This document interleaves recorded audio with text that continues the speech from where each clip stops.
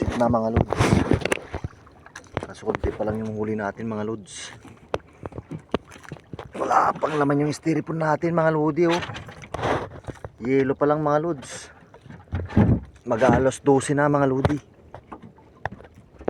Ito pa lang yung huli natin mga lods oh. Mga 4 na kilo pa lang mga lodi.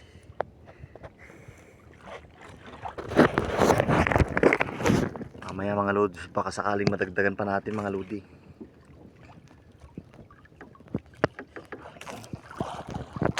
Ay, mga pusit mga lods.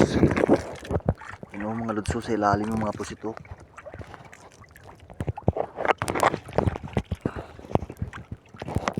Sa ilalim mga lodi.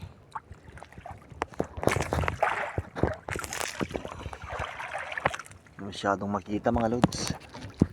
Madilim kasi mga lodi.